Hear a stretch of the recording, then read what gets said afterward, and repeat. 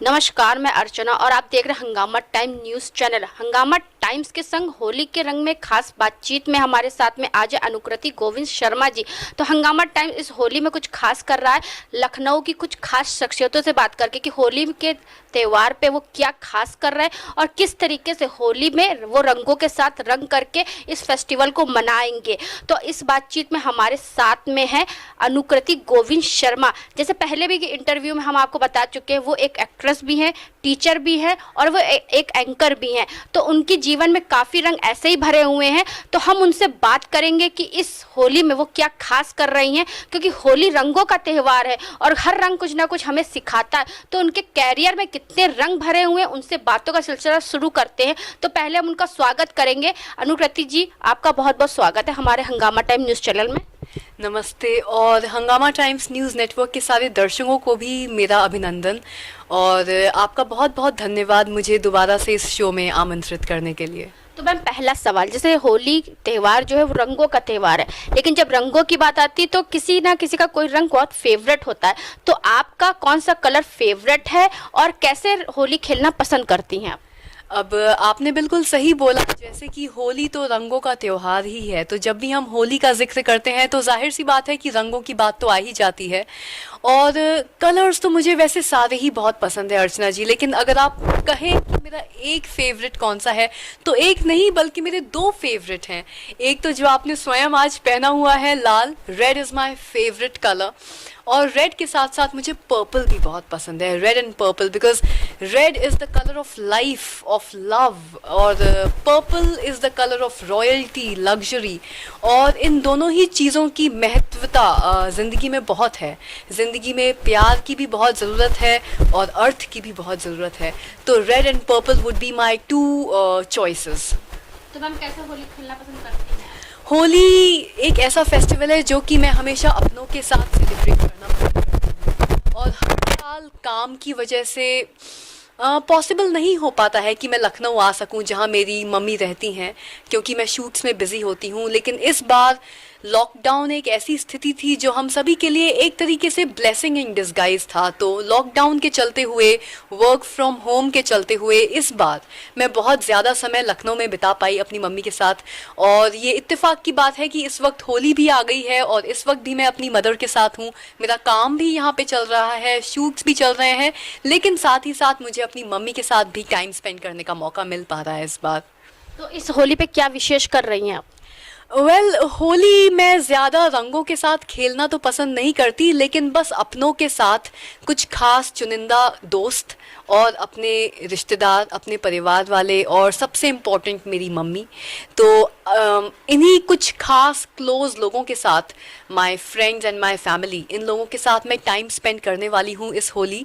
और रंगों के साथ ज़्यादा नहीं खेलती, ये जो काले पीले गीले रंग आते हैं ये सब मुझे पसंद नहीं है, लेकिन हाँ, थोड़ा बहुत हर्बल गुलाल के साथ होली खेलने का इस बार प्लान है मेरा, मेरे फैमिली मेम्बर्स के साथ। और उसके अलावा लखनऊ में मेरा काम भी चल रहा है और भगवान की कृपा से होली के दिन मैं शूट भी कर रही होंगी। तो work and festivities, they will happen together. यानी कि होली के पर्व पर भी आप काम करती नजर आएंगी? जी हाँ, डेफिनेटली होली के पर्व पे भी मैं कुछ घंटों के लिए सेट पे जाऊंगी, क्योंकि हमारे एक म्यूज़िक वीडियो का शूट लखनऊ में चल रहा है।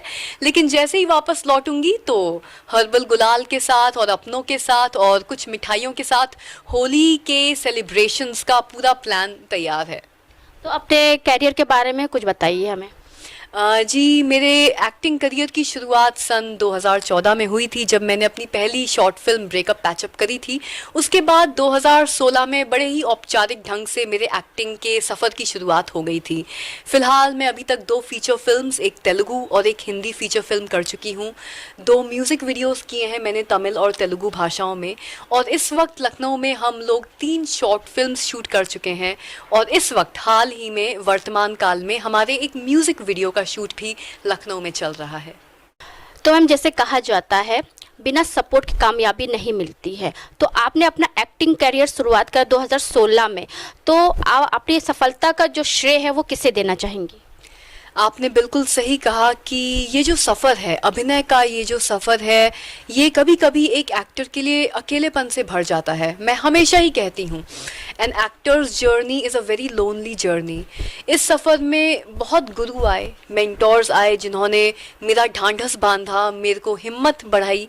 और एक्टिंग के क्षेत्र में, अभिनय के क्षेत्र में जो एक ट्रेनिंग चाहिए होती है, सीखने वाली जो फॉर्मल ट्रेनिंग होती है, वो भी मुझे कुछ मेंटोर्स ने दी है। मैं तो उन्हें अपना गुरु ही मानती हूँ। हाँ, एनएसडी की तरह मैंने किसी फॉर्मल एक्टिंग स्कूल में फॉर्मल एक्टिंग ट्रेनिंग नहीं ली है, लेकिन इस पूरे सफ़र में जितनी भी मूवीज़ मैंने करी हैं या शॉर्ट फिल्म्स करी हैं, कुछ बहुत ही बेहतरीन और सीनियर डायरेक्टर्स के साथ मैंने काम किया है, जिन्होंने मुझे डायरेक्ट करने के साथ साथ मुझे एक्टिंग में बहुत ही ज़्यादा शिक्षा भी दी है। और जिस तरीके का हुनर आज मैं पर्दे पर उतार पाती हूँ, जिस तरीके का टैलेंट मैं दिखा पाती हूँ, उसका पूरा श्रेय उन डायरेक्टर्स को जाता है, क्योंकि उन्होंने मुझे बहुत सिखाया है और मेरी बहुत ही बेहतरीन मेंटोरिंग करी है। तो मैम आपसे अगला सवाल ये होगा कि आपने ओटीटी प्लेटफॉर्म पे भी काम किया और फिल्मों में भी काम किया है, तो मैम दोनों में क्या अंतर है? जी, बहुत ही अच्छा सवाल है आपका। इससे पहले कि मैं अंतर बताऊं, मैं कुछ सिमिलैरिटीज़ बताना चाहूँगी। सिमिलैरिटीज़ ये होती हैं कि स्क्रिप्ट में उतना ही दम होता है, और जो मेहनत हमें सेट पे करनी होती है, जो संवेदनाएं हमें कैमरे पर, पर्दे पर उतारनी होती हैं, वो सेम होती हैं। तो मेहनत तो हम उतनी ही ओटीटी और डिजिटल प्लेटफॉर्म्स के लिए करते हैं जितनी कि ट्रेडिशनल प्लेटफॉर्म्स के लिए करते हैं, यानी कि 70 mm वाली स्क्रीन, जिसको हम बड़ा पर्दा भी बोलते हैं। लेकिन अंतर ये आता है कि ओटीटी और डिजिटल प्लेटफॉर्म्स पे कभी कभी हमारी शिफ्ट्स बहुत लंबी हो जाती हैं। जैसे कि जब हम बड़े पर्दे के लिए काम करते हैं, फीचर फिल्म्स के लिए काम करते हैं, तो हमारी 8 घंटे की शिफ्ट्स रहती हैं। कभी कभी जब हमें ज़्यादा काम करना होता है, कुछ एक्स्ट्रा पैच वर्क करना होता है, तो उसमें 1 या 2 घंटा एक्स्ट्रा जोड़ दिए जाते हैं। लेकिन आजकल डिजिटल प्लेटफॉर्म्स का ज़माना है, स्पेशली जब से लॉकडाउन लगा है और थिएटर्स बंद हो गए थे, तो हमारी जनता ने और पूरी फिल्म फ्रेटर्निटी ने ओटीटी और डिजिटल प्लेटफॉर्म्स की इम्पोर्टेंस को समझा है। और अब ये डिजिटल प्लेटफॉर्म्स यहाँ रहने वाले हैं, ये कहीं जाने नहीं वाले।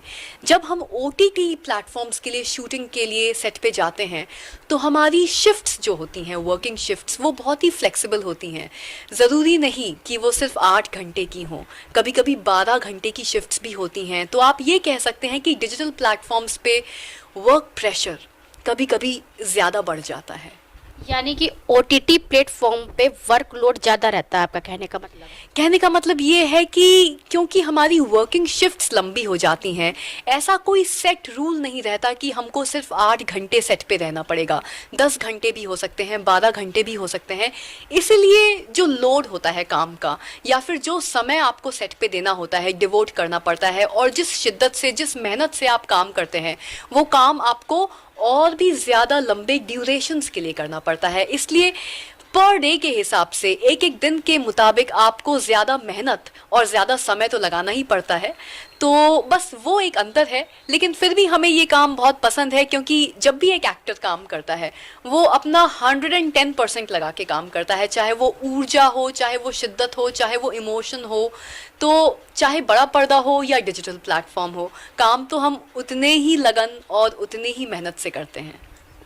तो यानी कि दर्शक इधर ध्यान दें कि मैम का कहने का मतलब है, जो बड़े पर्दे पे फिल्म आती हैं तो उस पर तो मेहनत होती है, लेकिन ऑनलाइन जो मूवीज़ रिलीज़ होती हैं तो उसमें भी कम मेहनत नहीं होती, कम से कम उसमें और ज़्यादा मेहनत होती है।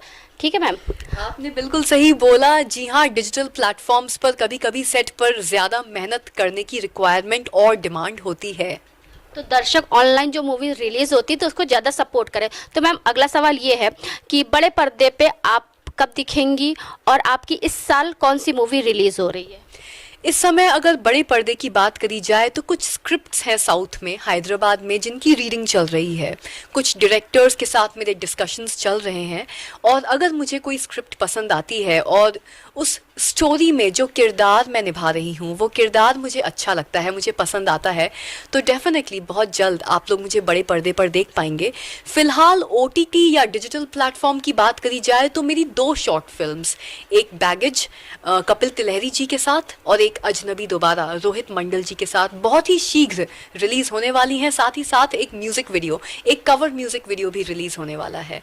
लेकिन उम्मीद है भगवान की कृपा से आप लोग बहुत ही जल्दी साउथ में, टॉलीवुड फिल्म इंडस्ट्री में मुझे बड़े पर्दे पर देख पाएंगे। तो यानी कि मैम की बिग ओपनिंग होने वाली है साउथ से। जिस तरीके से आप बाहुबली को तो नहीं भूले होंगे, प्रभास को, तो उनकी भी जो बिग ओपनिंग हुई थी वो हुई थी बाहुबली से, तो उन्होंने सबका रिकॉर्ड तोड़ दिया था। वैसे ही आम जनता भी मैम का सपोर्ट करे कि इनको भी ज़्यादा से ज़्यादा अच्छा प्लेटफॉर्म मिल सके। तो मैम अगला सवाल आपसे एक और रहेगा हमारा। वैसे तो मैम आपने बहुत से शॉर्ट मूवी में काम किया, आपने अलग अलग कैरेक्टर्स भी निभाए, तो ऐसा कौन सा कैरेक्टर्स है जो अभी तक आप निभाना चाह रही हैं लेकिन आपको मौका नहीं मिला? बहुत ही अच्छा सवाल है आपका अर्चना जी। अगर दर्शक मेरे वर्क प्रोफाइल को देखेंगे और मेरी तमाम मूवीज़ को देखेंगे तो हाँ, मैंने तरह तरह के किरदार निभाए हैं। लेकिन जैसे बोला जाता है ना कि एक एक्टर की जो भूख होती है अलग अलग तरीके के किरदार निभाने की, वो भूख कभी भी कम नहीं होती। इस मैटर में आप बोल सकते हैं कि एक एक्टर हमेशा यंग रहता है। We are very young at heart, we are children at heart. ये जो हमारी भूख होती है अलग अलग तरीके के किरदार निभाने की, ये कभी भी कम नहीं होती, अपितु ये करियर के साथ साथ बढ़ती ही जाती है। तो आप कह सकते हैं कि मेरे दिल में वो कशिश अभी बाकी है। बहुत तरीके के किरदार निभाए हैं मैंने, romance, suspense, thriller, horror, comedy, ये सारे जॉनराज में काम किया है। लेकिन अगर एक जॉनरा मैंने अभी तक अटेम्प्ट नहीं किया है वो है एक्शन। तो मैं डेफिनेटली किसी फिल्म में कोई ऐसा किरदार निभाना चाहूँगी जिसमें मुझे एक्शन से रिलेटेड ज़्यादा से ज़्यादा काम करने का मौका मिल सके। किसी बढ़िया एक्शन मूवी में जिसमें मैं अपने एक्शन सीक्वेंसेस, अपने स्टंट्स खुद निभा पाऊँ बतौर अभिनेत्री, और मुझे किसी बॉडी डबल की ज़रूरत या मदद ना लेनी पड़े। तो वो मेरा एक बहुत ही बड़ा सपना है और मुझे लगता है कि इस साल वो सपना भी पूरा होगा। मैं डेफिनेटली किसी बढ़िया एक्शन मूवी में काम करना चाहूँगी जहाँ मुझे स्टंट्स परफॉर्म करने का भी एक चांस मिल सके। तो मैम फिल्म जगत में फेवरेट एक्टर या एक्ट्रेस आपकी कौन है? बहुत सारे एक्टर्स और एक्ट्रेसेस की मूवीज़ मैं देखती हूँ, लेकिन मैं इंटरनेशनल सिनेमा ज़्यादा फॉलो करती हूँ, ना कि नेशनल सिनेमा या हिंदी सिनेमा। तो इंटरनेशनल सिनेमा की बात करी जाए तो इतने सारे तमाम एक्टर्स और एक्ट्रेसेस हैं जिनका काम मुझे बहुत पसंद आता है। लेकिन अगर एक का नाम लूँ तो लियोनार्डो डिकैप्रियो का जो एक एक्टिंग स्टाइल है, जिस तरीके की मैच्योरिटी और ठहराव उन्होंने अपने एक्टिंग करियर में पाया है, उससे मुझे बहुत कुछ सीखने को मिला है। उनकी दो मूवीज़ ख़ास तौर से, एक तो the wolf of the wall street और एक द ग्रेट गैट्सबी, इन दोनों मूवीज़ में इन्होंने इतने विपरीतार्थक रोल्स निभाए हैं कि आप विश्वास ही नहीं कर सकते कि एक एक्टर इतने डिफरेंट रोल्स को इतना बखूबी, इतनी एफर्टलेसनेस के साथ कैसे निभा सकता है। तो Leonardo DiCaprio is definitely one of the actors who I look up to, जिनसे मुझे प्रेरणा मिलती है और भी बेहतर काम करने की। और अगर हिंदी सिनेमा की बात करी जाए तो मुझे कमल हसन का काम बहुत पसंद है। बहुत ही मैच्योर्ड और बहुत ही हुनर से भरपूर कलाकार हैं और इन्होंने फिल्म जगत में बहुत नाम, बहुत इज़्ज़त कमाई है, सिर्फ इसलिए क्योंकि ये कला से निपुण हैं। इनके अंदर टैलेंट कूट कूट के भरा है। तमाम मूवीज़ इन्होंने अलग अलग लैंग्वेजेस में करी हैं, तमिल, तेलुगु, मलयालम, हिंदी सिनेमा, हर एक सिनेमा में इन्होंने मूवीज़ करी हैं। और कोई भी मूवी अगर आप कमल हसन जी की उठा लें तो जिस बखूबी से, जिस पेचीदा ढंग से ये किसी भी किरदार को अंजाम देते हैं, वो वाकई में काबिले तारीफ़ है और उससे मुझे बहुत कुछ सीखने को मिलता है। किसी रोल को रियलिस्टिक तरीके से अंडर प्ले कैसे करना है, किसी भावना को, किसी इमोशन को कितना आप सच्चे तरीके से पर्दे पर उतार सकते हैं, ये कमल हसन से और लियोनार्डो डिकैप्रियो से मुझे बहुत सीखने को मिला है।